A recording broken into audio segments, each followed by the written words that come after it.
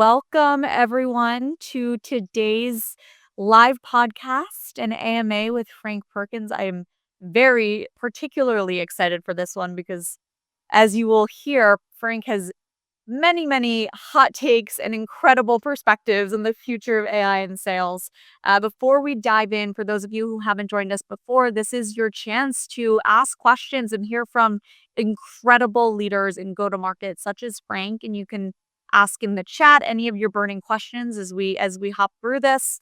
But first, I'll do a very brief introduction to Frank before we dive into questions. Frank is the CRO Chief of Staff at Datadog, where he is tasked with a lot of initiatives about thinking about the future of AI in sales and what this will look like at Datadog, and has incredible perspective there. Also, previously at brand names that you might have known before, like Salesforce and Apple, which is awesome. So he can give some perspective from that as well. I personally, Frank is one of the people who we've gotten lunch or coffee, and every time my brain just kind of explodes based on the things that he's thinking about. So I'm very excited for this conversation. Frank, I'll let you do an introduction before we dive in. Sure. Thanks for that. You hyped me up. Now I have to blow minds. I don't know if we'll do that, but I'm a salesperson, sales leader, been in the business for 20 something years. Started at a little .com in a commission only role. I value that more and more the older that I get, that's how I started. Was lucky enough to work at Apple while Steve Jobs was there, while the iPhone was launched. That's not me. Is that you? Yes, yeah, I'm trying to mute. Spent some time at Apple, then went to Salesforce where I really kind of grew up as a seller and as a leader. Spent 14 years there. Started a team eventually called Pipeline Programs. That was essentially what signal-based selling is now, but before that, reading digital breadcrumbs and creating assignments for account executives based off of what we thought was high propensity, creation of propensity models, all that kind of super nerdy pipe gen stuff. And that was a phenomenal experience. And now I spent some time in Informatica as well. I see some people, I can see the list, by the way, and there's some people who I love that are on this list that I definitely need to ping. So hello to all of you. I just love seeing the names there. And now I'm at Datadog. Datadog is a public company, 5 years public, just actually joined the S&P 500 last week, and sells like the market leading observability and monitoring platform. Just absolutely phenomenal product. Global company, 1,000+ sellers, large organization, and I'm chief of staff, which I think means something different in every company, to our CRO. Thank you, Frank. And there's so many different topics for to dive into, all with this broader theme of why traditional prospecting is dead and what AI means for the future of go-to-market, whether that's from predictability to efficacy, from whether email will exist in the future, all of these hot takes. But where I want to start, Frank, you just mentioned you're chief of staff to CRO at Datadog. That means something different to many different organizations. I don't think I fully understood it before we chatted. Tell me a little bit about what your current role is today. I didn't understand it when I took it either. And I do think it means something different depending on the company, depending on how they've mapped out what they're looking for, but also to the individual. So I can really only speak to me and kind of how I do it. I keep meaning to connect with other chiefs of staffs and other companies, but I get too busy. The way that I think about what I do is ultimately to improve revenue. And I feel like sometimes the enemy is the Pareto principle. That's my main nemesis. Yeah. If I were a superhero, that's my villain, which is, 20% of the reps bring in 80% of the revenue. And you can broaden that, you can even it out lots of different ways, through process, through good methodology, from great management, lots of different ways. And all of those are levers that I try to pull. Whereas my CRO is focused on obviously all revenue, not just sales. So partners, things that come in through CS, long-term relationships, even M&A, all that kind of stuff. I would say I'm a bit more in the weeds in terms of what's our account planning process and solution? What's our playbook look like? What's our retention motion if we feel like we're going to lose an amazing person or group of people? So it really depends on the quarter, but my lens is really on 3 quarters out, very kind of hands-on. I'm not, as anybody who knows who's worked with me, I get into the details. I love the details, and I think little changes there can have big effects. So every quarter it's something different. My list of projects gets pretty long, and the ones that I work on are not necessarily ones that I've learned after a year in it that I'm the best person for, but it's the ones that I can make a best impact on. Some of them are really important that I'm just because of the role, I'm just not in a great position to drive it, so someone else is running it. But everything you would think of, onboarding, new leader training, CRM, playbooks, account planning, signal-based selling, all those types of things. Scenery change, but yeah, Just just a few. Yeah.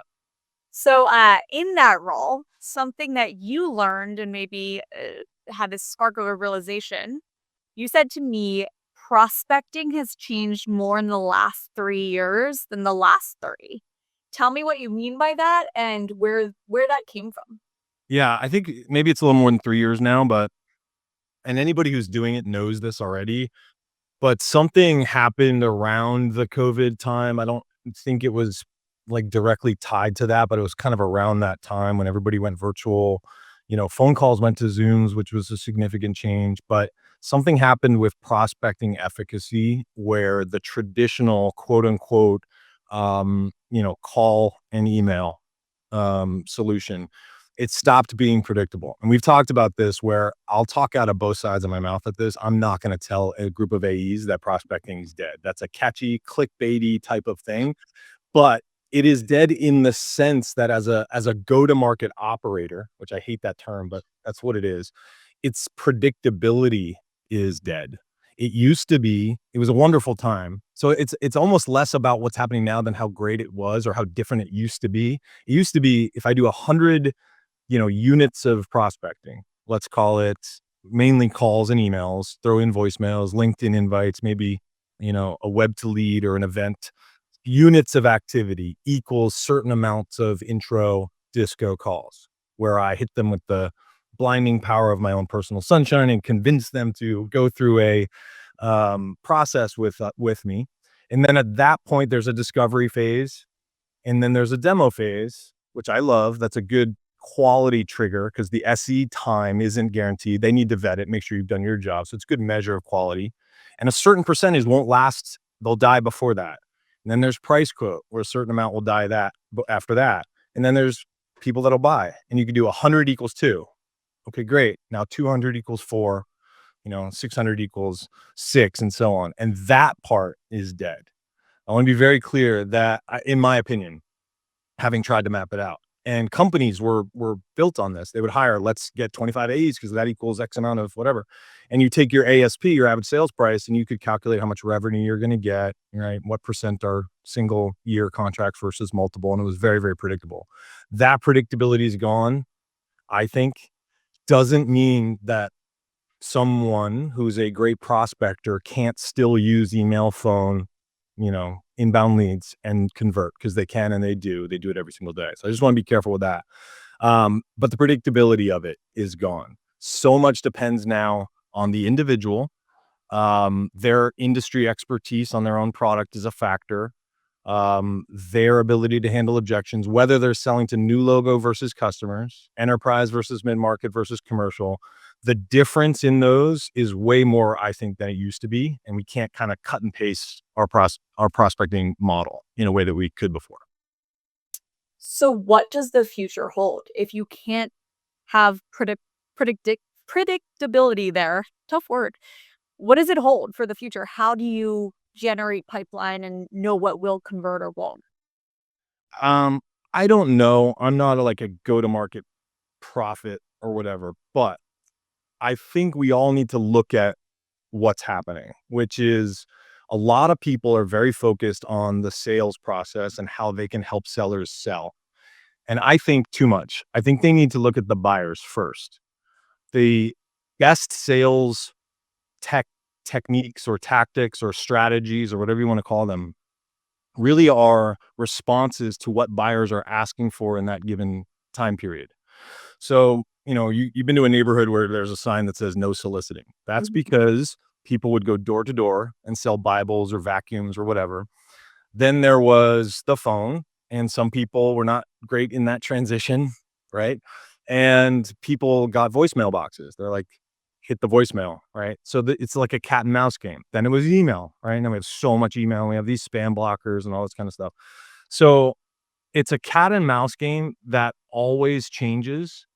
Um, and I think people need to look at what buyers are saying first. So I don't know what the answer is, but I know that looking at what the buyers are asking for is important. And here's what they're asking for. Please spare me uneducated discovery questions. What keeps you up at night? Like no. Discovery in general. Let me see the product, touch the product, get a value experience a little bit before I talk to you. In fact, empower me online. Now we can get into like AI and all that to do almost the whole process if I'm in market or if I'm market aware, right? Let me do as much as I can without the salesperson. So attempts to front load that and interrupt their natural, the chosen way that they want to get educated, even if they've stated they want to get educated about your product, like they've done a high, signal, like they've attended a webinar or something like that, hitting them right away is not advisable. So the solutions that I think are going to work, and I've said this before, is similar to PLG in what PLG used to be. PLG was synonymous with self-service, no AE, small deal. I think in the majority of cases, maybe a little different for large enterprise current customers where your platform sells multiple things, but mid-market, single-use products especially, give them time to research and to get some hands-on and a value moment, and then work on that handoff, almost like a hybrid, digitally generated, and then sales assisted, if we think about it like funnel. That is, I think, a sensible response right now to what buyers are asking for. Continuing to measure what doesn't work, continuing to measure volume, because that is not predictable. We said volume of outbound as the measure of prospecting efficacy, not really gonna last. So that's kind of one thing that I think we all need to do is look at what the buyers are asking for, see if we agree or disagree. Customer's not always right. And then engineer our processes so that we can ease them into where we need them to be. That Mhm. makes sense. Yeah, it's interesting. So 4 years ago when we founded Pocus, we started with the product-led sales use case, which was exactly this. Let our customers, have their products sell themselves, use self-serve, use that PLG motion, and then sales can reach out once there's a blocker, there's friction, and you can have a sales assisted model. What I see is the markets go between PLG is everything. PLG is dead. Like email is back in, cold calling's back in, email and cold calling's dead. So how much of this do you think is just another wave of we're in this motion again because, you know, AI just made these SEPs even worse because instead of just sending a few emails, now we can spam so many emails. So now we're just saying, okay, let's do the absolute opposite of that and go back to PLG. It feels like we wave back and forth a lot every couple of years. I think because you're in the space trying to answer the question. I would argue that the buyers, though, their evolution isn't so left right. It's pretty gradual towards this where we're at right now, which is, I also think we need to recognize that salespeople like myself in cloud computing abuse the model a little bit. Hmm. Okay, so like cloud computing was supposed to be like a utility, plug in, pay every month instead of owning servers. And it seemed great if it was all like flexible usage, price goes up, goes down, I pay for what I use. Then it became, let's lock you into a 5-year deal with 29 products, 7 of which you might not ever use, but we're going to throw in there at a compelling price so that while you're transacting, it seems like, why wouldn't we do this? Blah, blah, blah, blah, blah.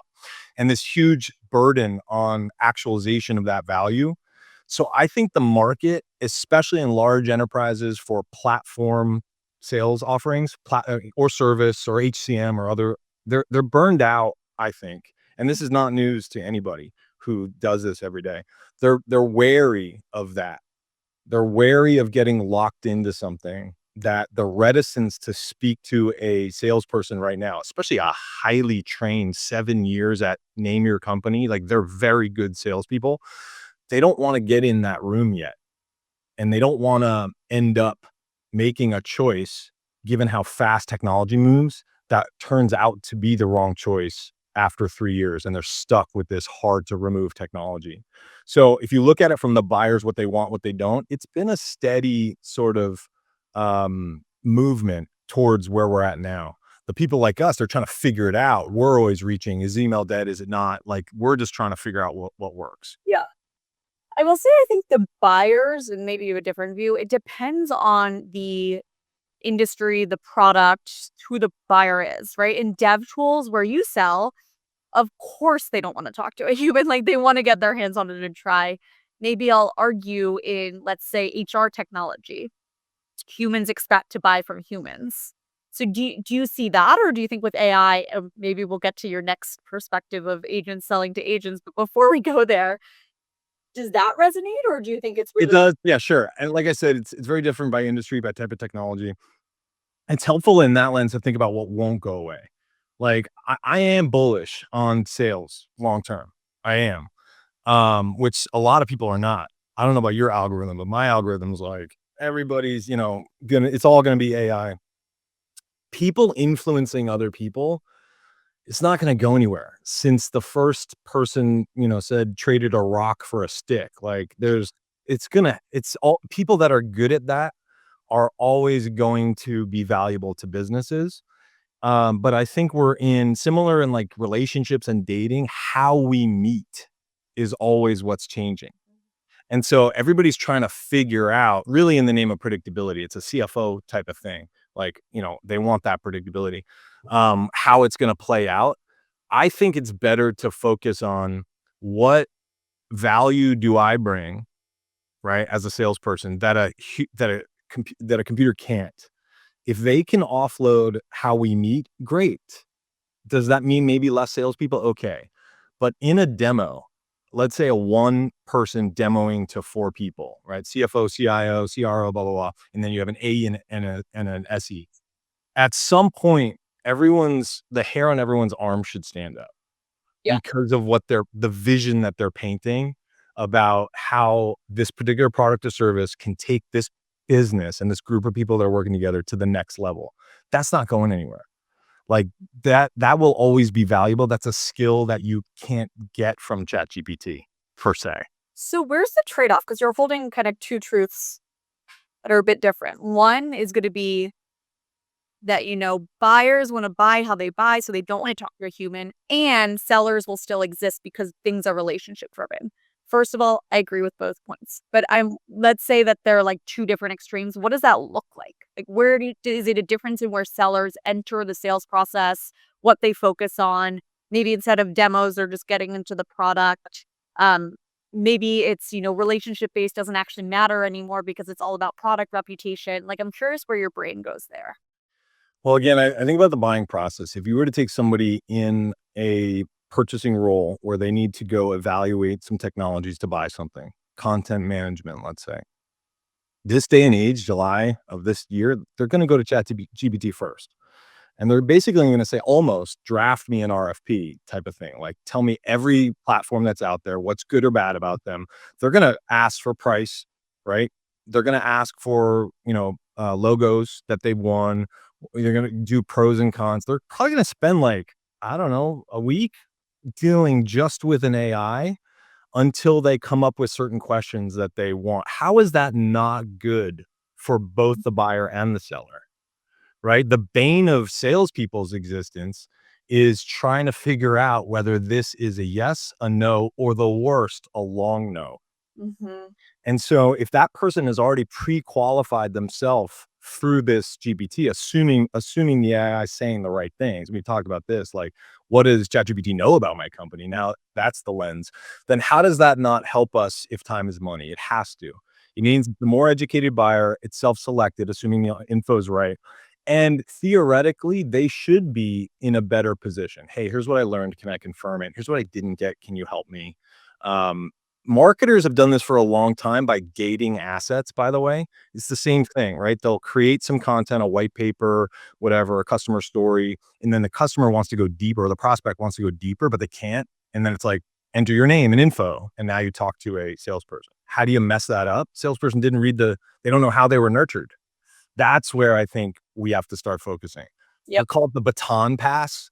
If you're generating through ABM or through, traditional inbound generation marketing, which is struggling as well, or through this AI, let's assume every single person that I talk to has already spent 3 days on ChatGPT, or if I cold called them, that as soon as I hang up, they're gonna do that. And then let's figure out how it's gonna help us move to the next stage, demo, price quote, etcetera. So let's dumb this down. So we have in your world buyer agents that are learning all of the needs that the company has in the RFP or what they need, their requirements, and then you have seller agents Yeah. that know how to match to the buyer agent. So it's just agents selling to agents in that world. And have you seen those kind of videos of what it sounds like when agents talk to each It's other? so exciting, yeah, and you think this is a really hot take, right? And maybe I don't know, do you think it's Hot take. I want to hear what's in your brain. I don't know, part of my job is to, like, look farther out and anticipate what would happen anyway, and it doesn't take a rocket scientist to see that, like, having an agent to help you sell, like an SDR agent, inbound chat agents like Sierra or Qualified. I mean, it's a huge market to be able to go to a site and deal with an SDR-ish seller that is really an AI. Like, who wouldn't wanna do that? Because I'm going to be mean to them, ask them for the price right away. I'm going to do like all the kind of stuff that I wouldn't want to do if I feel this burden to like be nice to a salesperson. So, so that's obvious. It's so obvious to everybody that we should use AI to help sellers get basic questions answered without feeling sold to, blah, blah, blah, blah. And we'll see how the market, like how that plays out. Why wouldn't it be on the buyer side as well? Why wouldn't we see? And I haven't seen a great example of it except for these little viral videos where you have two agents talking to each other. But if you have somebody, a purchasing person who's doing that on ChatGPT, somebody's going to create an agent that automatically goes out, sources the latest info, makes sure that the info is right, lets the companies know or the company's agent know that this person is in market or market aware or might be in market, and nurture that. And so this is why my frustration with sales technology in general is almost all of them end in an email. Mhm. It's like, cool, you do a better email. Oh, here's how to make your email sound smarter. Cool. I don't go to email. All my business is in Slack. And I don't have a phone that blinks that on my desk at work that I check once a day to hear my voicemails. It's gone. That's a graveyard. Email's a graveyard. So these solutions that are empower sales to people to have a smarter email, I think are short-sighted. And so I'll still do it, but soon, and I don't know when. That's probably the next question. When's this going to happen? I don't know. But soon a buyer agent and a seller agent are going to connect digitally. A buyer's going to let the market know that they're in market or might be in market, and seller agents are going to be alerted, and there's going to be an exchange. And ideally, you produce an educated, ready customer who has some sense of the quantification of their own pain, maybe, maybe not the full business value, but when buyer meets seller, a lot of that stuff has already been done. Yeah, and I'll speak to early stages. Maybe a little self-promoting, but from the sales agent side, that's where Focus fits in to gather all the research and intel and signals and insights to know when the buyer's in market.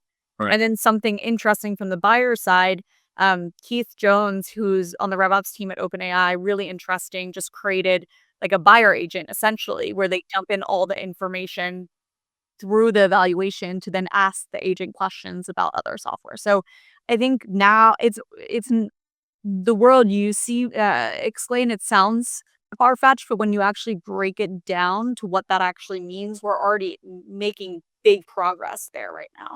Yeah, I think they're the way to mess it up.